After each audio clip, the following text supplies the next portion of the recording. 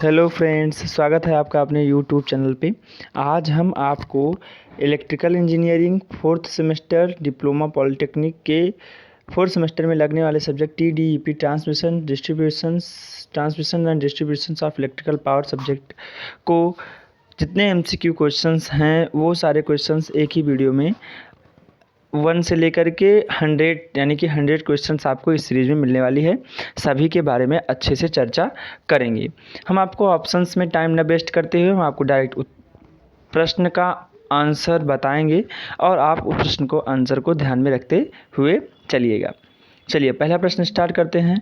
Bye which of the following system electrical power में भी transmitted ये होता है, ये तो ओवरहेड सिस्टम और अंडरग्राउंड सिस्टम दोनों सिस्टम से आप पावर को ट्रांसमिटेड कर सकते हैं, इसलिए बहुत ऑप्शन सी राइट होगा। Are the conductors which connect the consumers terminals to this distributions, यानी कि वह चालक जो कंज्यूमर्स को टर्मिनल से जोड़ता है उस चालक को क्या कहते हैं? तो उस चालक को कहते हैं सर्विस मेंस, यानी कि option number B right answer. The underground system can not be operated above, underground system इसके किसके ऊपर नहीं चला जा सकता या ऑपरेट नहीं किया जा सकता है? तो ऑप्शन नंबर डी 66 kV के ऊपर नहीं ऑपरेट किया जा सकता है। इसके बाद overhead system can be design for operation up to, fourth number question है, इसका हो जाएगा 66 kV तक ये डिज़ाइन किया जाता है ऑपरेशन अप के लिए।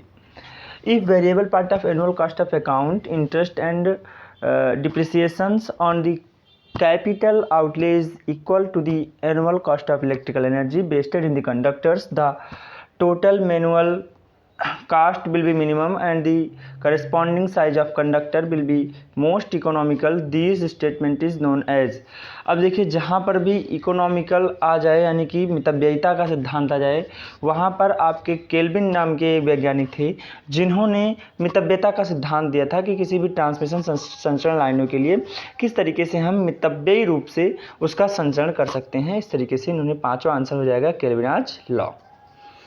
The wooden poles will impregnated with cruciate oil or any preservative compound have life।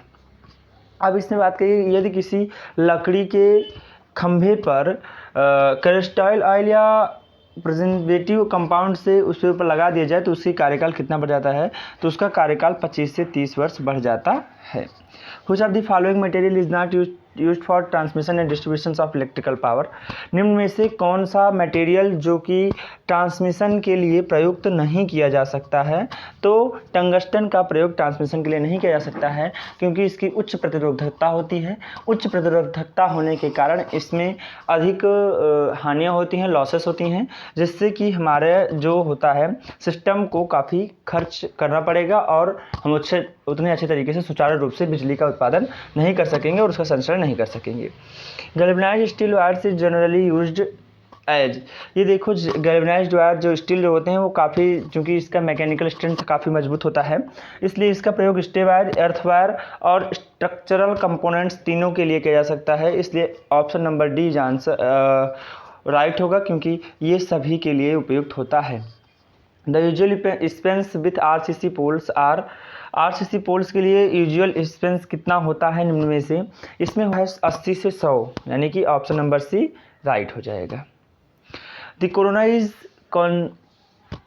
Considerably affected by which of the following, मतलब कि इसमें जो कोरोना हानि होती है वो उनमें से किस पर इफेक्ट डालती है? तो size of conductor, shape of conductor, surface condition of the conductor, all of the above.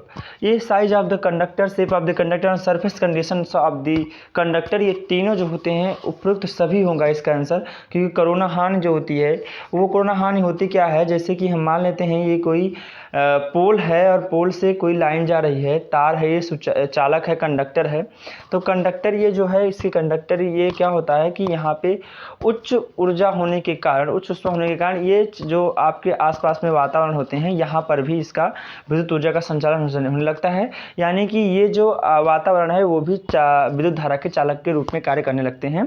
तो इस तरीके से यहाँ पे ये चूँकि अगर मोटा तार होगा तो ज़्यादा दूर में होगा, और अगर इसका शेप जिस तरीके से होगा गोल होगा तो गोलाई में होगा, मतलब कोरोना हानि होगी। और surface condition of the conductor और उसका जो सतह होगी उस पर भी निर्भर करेगा। इसलिए option number D all of the above answer आपका सही हो जाएगा। Which of the following are the constant of the transmission line. Transmission line के लिए क्या कांस्टेंट होता है? रेजिस्टेंस, इंडक्टेंस, कैपेसिटेंस, ये सारे जो होते हैं आप क्या होते हैं कि इसमें वो होते हैं मतलब कांस्टेंट होते हैं, इसलिए option number D is right answer. 310 kilometre यानी कि 310 kilometre line is considered as, ये आपका ए लॉन्ग लाइन के रूप में कंसिडर किया जाता है, इसलिए option number A is right answer. The phenomenon QF rise in voltage at the receiving end of the open circuited of lightly loaded line is called the इससे क्या कहते हैं, जैसे कि phenomenon QF rise जो होता है वो रिसीविंग एंड जो होता है उसमें ओपन सर्किट लाइटली लोडेड होता है, कितना होता है, उसे क्या कहते हैं? तो उसको हम कहते हैं फेरेंटी इफेक्ट। ये फेरेंटी इफेक्ट के रूप में जाना जाता है। The square root of the ratio of the line impedance and shunt admittance is called as, इस किसके रूप में आता है? तो ये होता है रेगुलेशंस ऑफ द लाइन, नहीं होता है, ये होता है surge impedance of the line, इसके रूप में जाना जाता है, इसलिए option number A is right answer. Option number A क्या होगा? राइट आंसर होगा। ठीक। और which of the following is the demerit of a constant voltage transmission system. Transmission system निम्न में से कौन सी डीमेरिट होती है उसकी? तो इसकी जो डीमेरिट होती है वो होती है increase of short circuit current of the system. ये शॉर्ट सर्किट जो होता है करंट में वो काफ़ी बढ़ता है, तो यही इसका होता है डीमेरिट होता है, बाकी इसमें कोई किसी प्रकार की डीमेरिट नहीं होती है। Low voltage cables are meant for use up to, ये देखिए 1.1 kV के लिए इसका प्रयोग किया जाता है लो वोल्टेज के लिए। अब अगर हम the operating voltage of high voltage cables is up to, high voltage cable जो होती है वो होती है 11 kV के लिए, और the operating voltage of super tension cables is up to, जो सुपर टेंशन वोल्टेज होती है वो होती है 33 kV के लिए। और अगर हम बात करें कि the operating voltage of the extra high tension cables is up to, तो इसमें आपका 66 किलोवाट जो होती है वो सुपर टेंशन होती है। Sorry, option number D is right answer. Which of the following methods is used for laying of underground cables, यानी कि which of the following methods is used for laying of underground cables, मतलब निम्न में से underground cables के लिए कौन सी method use की जाती है? तो direct laying, dry in system and solid system, ये सभी प्रकार की मेथड्स प्रयोग की जाती हैं, इसलिए option number D is right answer. Which of the following is the source of heat generation in the cables, मतलब कि जो उसमें केबल्स में हीट जनरेटेड हो जाती हैं उसका स्रोत इनमें से क्या है? Directly losses cable regulations, losses in the conductor and losses in the metallic switching and armouring.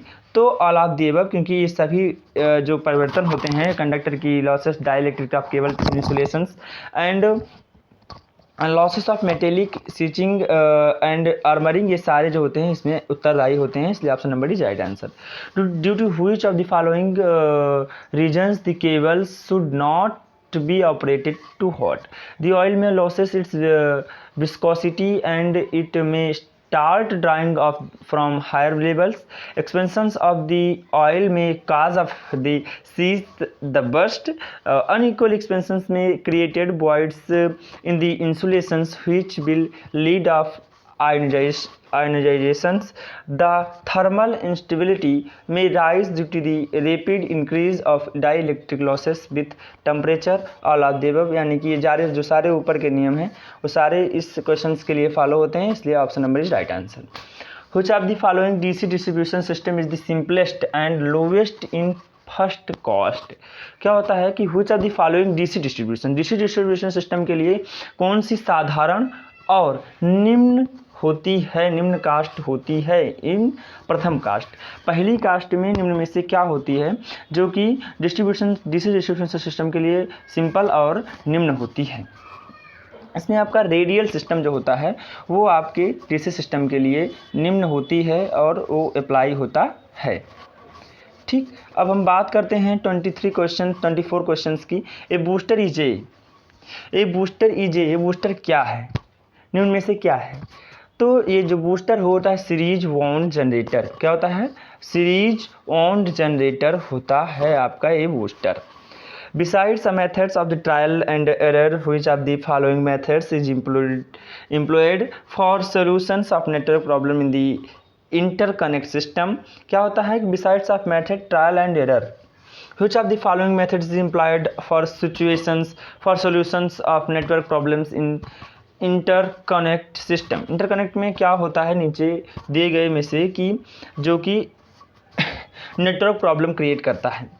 तो circulating current method, Thevenin's theorem, superposition of current, direct applications of Kirchhoff law, ये आपके जितने सारे होते हैं वो सभी करंट के लिए आप यूज कर सकते हैं। इसलिए option number D is right answer. Which of the following faults is most likely of occur in cable?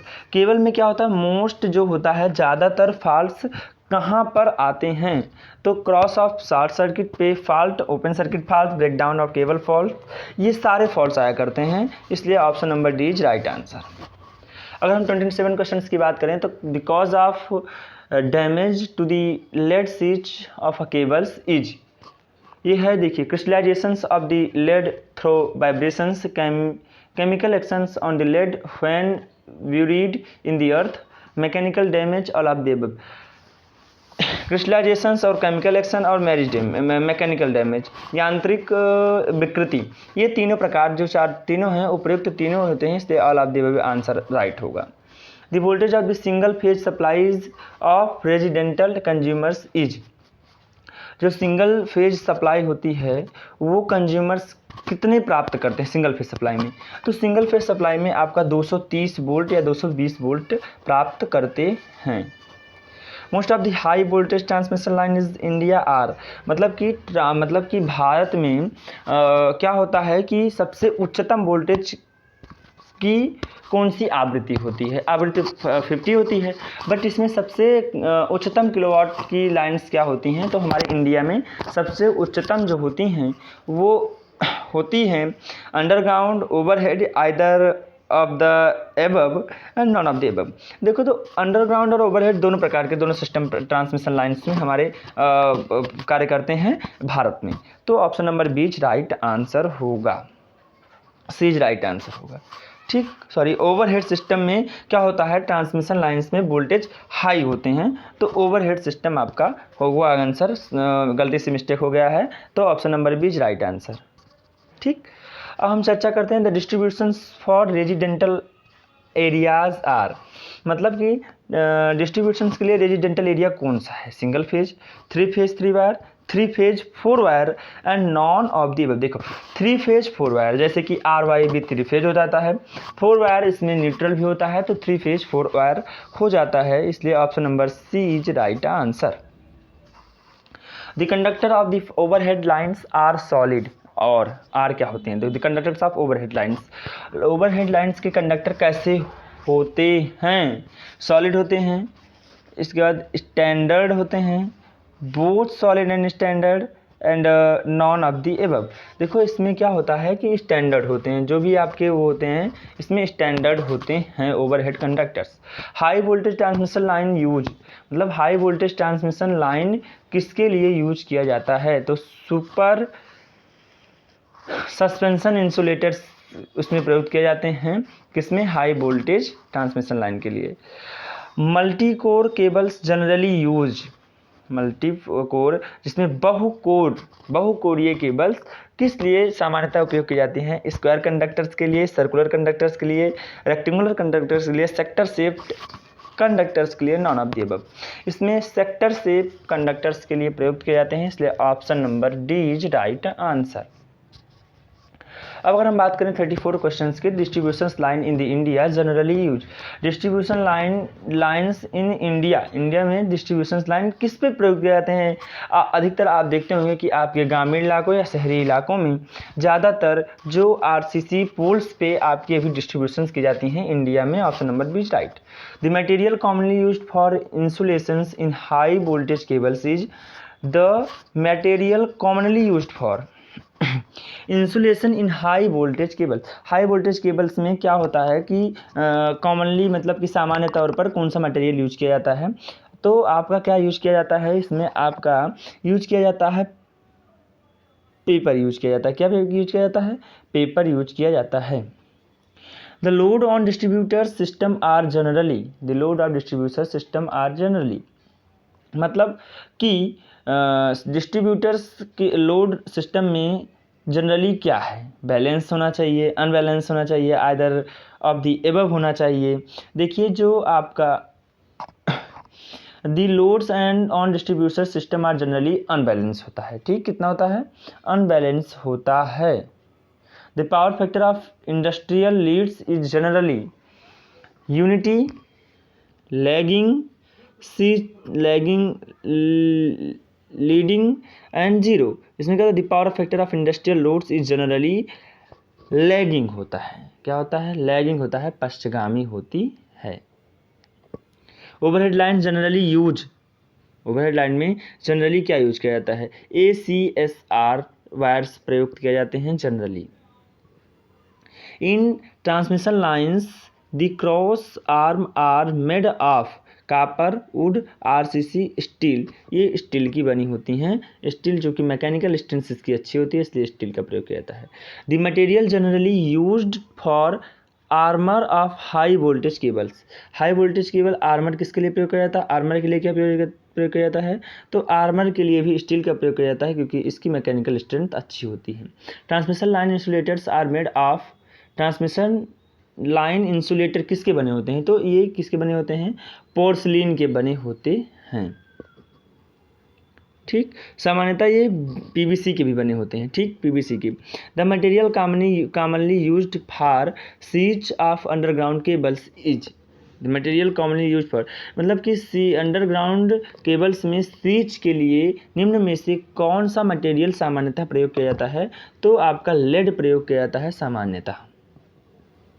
The minimum clearance between the ground and 220 kilovolt line is about. तो क्या होता है कि मिनिमम क्लियरेंस बिटवीन दी, देखो underground between the ground and 220 kilovolt line में कितना अंतर होना चाहिए? तो ये आपका हमेशा अंतर 7 मीटर होना चाहिए। 7 मीटर का अंतर हमेशा होना चाहिए। The spacing between phase conductors of a 220 kV lines in approximately equal to किसके इक्वल टू होता है? तो आपका इसमें 6 मीटर के बराबर होता है। Large industrial consumers are supplied electrical energy at electrical energy at क्या होता है? 400 volt, 11 kilo volt, 66 kilo volt या 400 किलो वोल्ट। इसमें आपका क्या होगा कि large industrial consumers are supplied electrical energy at 66 kilo volt, यानी कि option number C is right answer. In a DC 3-wire distribution system, balancer field are cross connected in order to boost the generated voltage, balance load on both sides of natural, and make both machines run as uploaded motors, and equalize voltage on the positive of negative orders. Option number D is right answer. In a DC 3-wire distribution using balancer having unequal on 2 wires। अब देखो उसमें क्या था? Cross connected in order to. अब इसमें है कि load on the 2 sides में आपका आंसर हो जाएगा। इसमें balancer connected heavily loaded side runs as motor. Option number D is right answer होगा। ठीक, transmitted power remaining the same if supply voltage of DC 2 wires feeder is increased 10%, saving in copper is, क्या होता है इसमें, क्या होता है देखो, ट्रांसमिटेड पावर में remaining the same if supply voltage of DC two wire feeder is increased 10% saving in the copper. तो कॉपर कितनी बचत की जा सकती है, तो कॉपर की बचत आपकी 50% तक कॉपर की बचत की जा सकती है, यानी कि 50% तक कॉपर की बचत की जा सकती है। Ununiformly loaded DC distributions is fed as both ends with equal voltage as compared to a similar distributor fed at on end only. The drop at the middle point is, middle point में वोल्टता पात कितना होता है, 1/4, 1/3, 1/2, twice, none of the above. 1/4 होता है, 1/4 यानी कि 1/4। Option ऐसे भी आ सकता है 1/4, 1/3, 1/2 या ट्विस आ सकता है। As compare to wires distributor, DC distributor, a 3 wire distributor with same maximum voltage to earth use only. क्या होता है कि एक compared, as compare to 2 wire DC distributor, 2 तार डिस्ट्रीब्यूटर की तुलना में 3 वायर डिस्ट्रीब्यूटर में मैक्सिमम वोल्टेज अर्थ भूमि के लिए यूज किया जा सकता है। कितना यूज किया जा सकता है, तो आपको हो जाएगा 31.25% ऑफ कॉपर।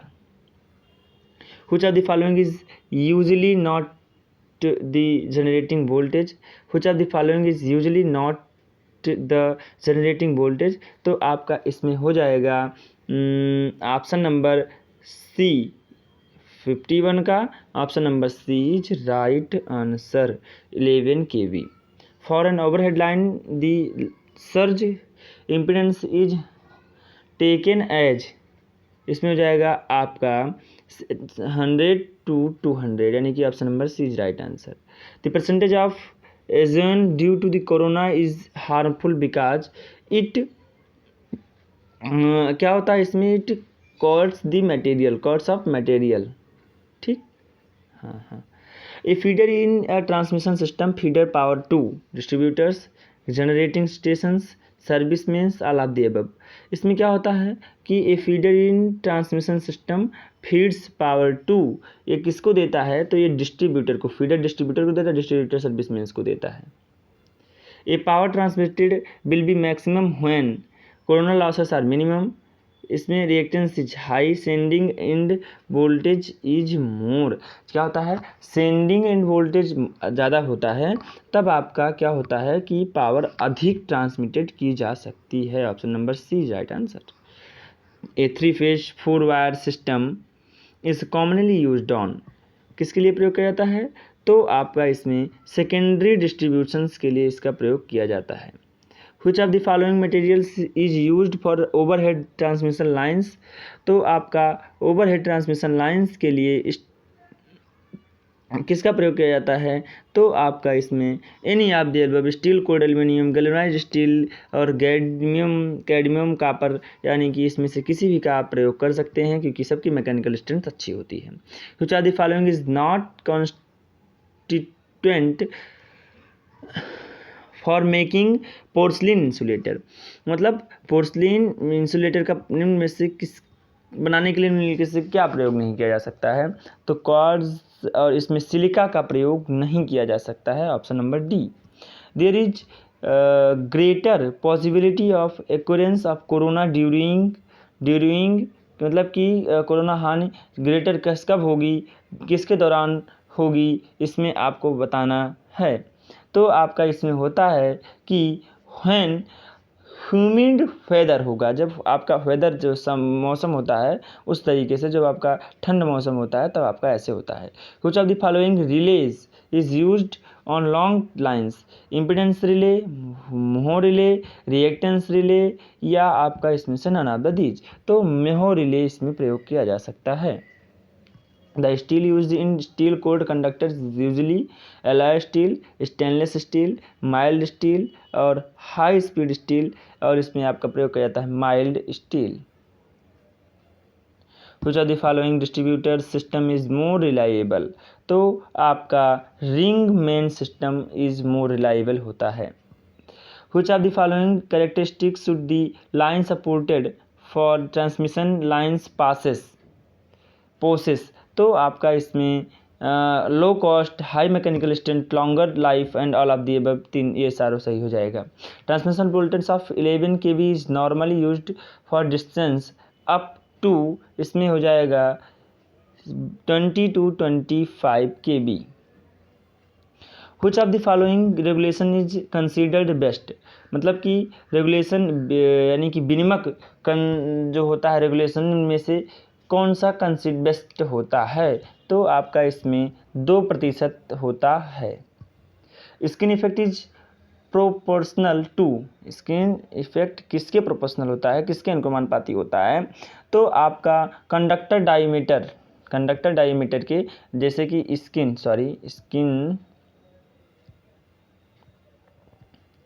स्किन जो होता है वो आपका इफेक्ट जो होता है वो कंडक्टर जो होता है मटेरियल के ऊपर निर्भर करता है। Option number C is right answer.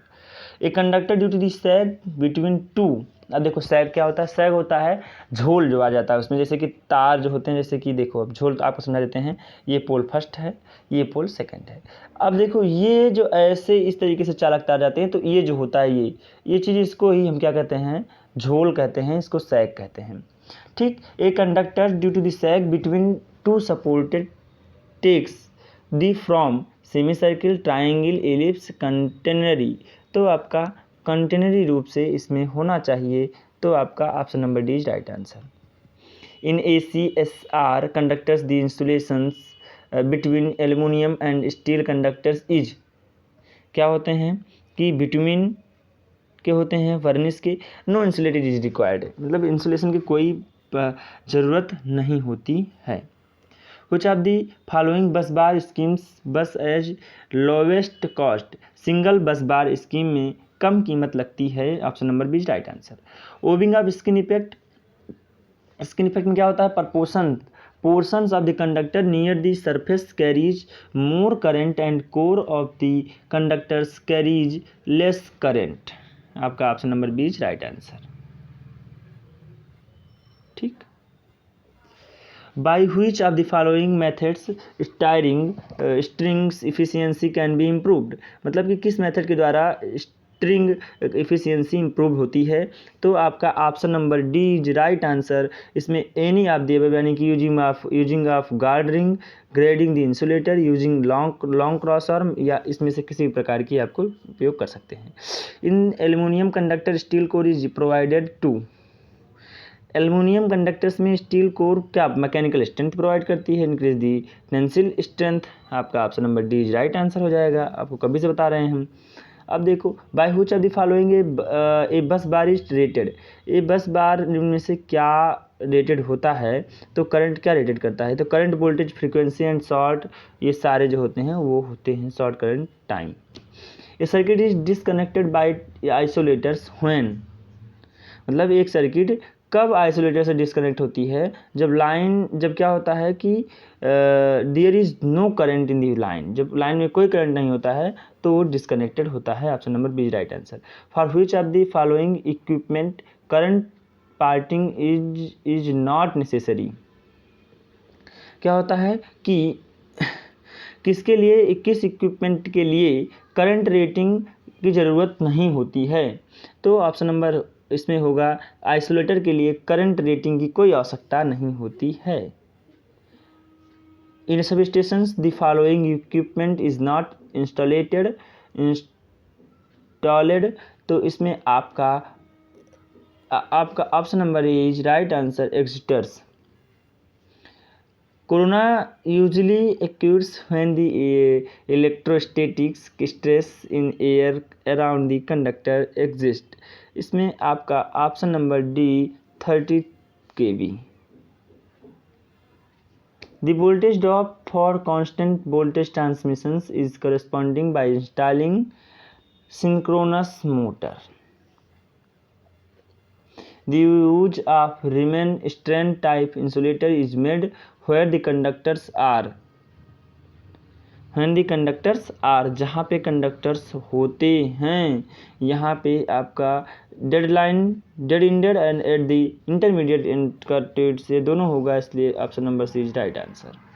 The current drawn by the line due to the corona losses is non sinusoidal, sinusoidal और ट्राइंगुलर और स्क्वायर। इसमें क्या होता है, the current drawn by the line due to corona losses is non sinusoidal.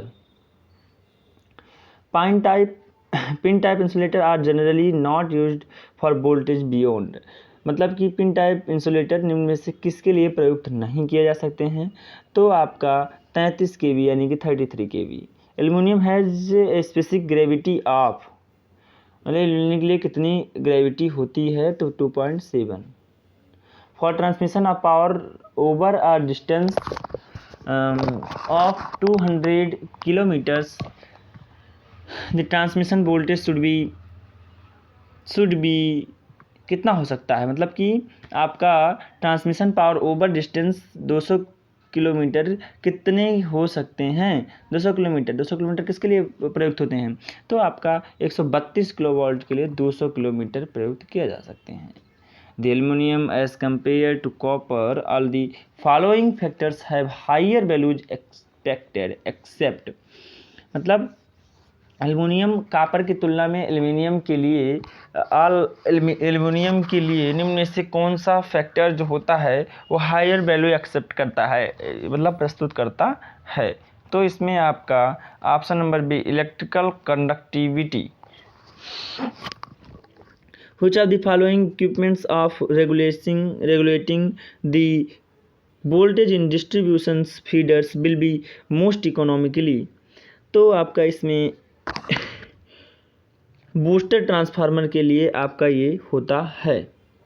In a tap changing transformer the tapping are provided on, in a tap changing transformer tapping provided on, इसमें क्या होता है कि secondary wiring में tapping करते हैं और first wiring में नहीं करते हैं, यानी कि प्राइमरी वायरिंग में नहीं करते हैं।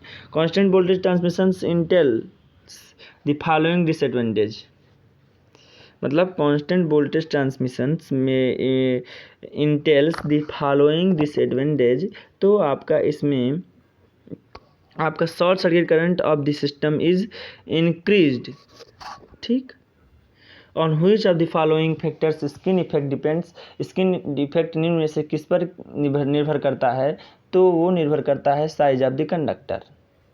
The effect of corona can be detected by, corona effect को किसके द्वारा डिटेक्ट किया जा सकता है, तो आपका ये होता है presence of ozone detected by odour, hissing sound, faint luminous glow of bluish colour, and option number D all of the above.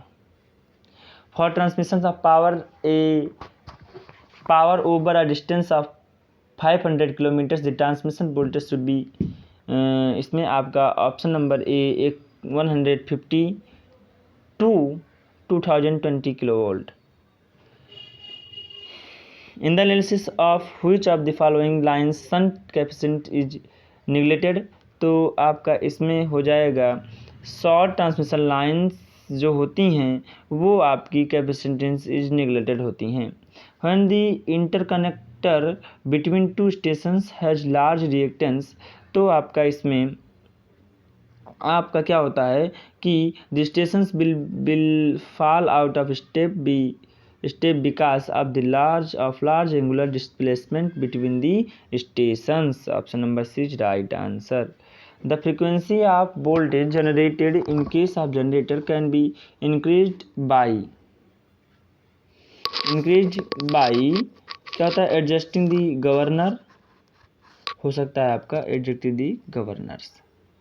When a alternator connected to the bus bar is shunt down, the bus bar voltage will remain unchanged.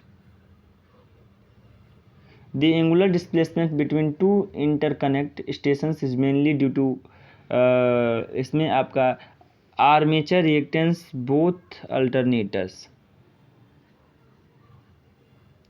Electromechanical voltage regulators are generally used in electromechanical voltage regulator are generally used in इसमें आपका generator में use किया जाता है। Series capacitance on transmission line are of little use when the load VAR equipment requirement is क्या होगा small. The voltage regulations in magnetic amplifier types voltage regulator is affected by हो जाएगा इसमें varying of resistance option number C.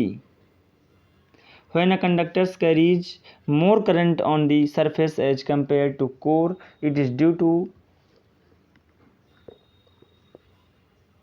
skin effect. The following system is not generally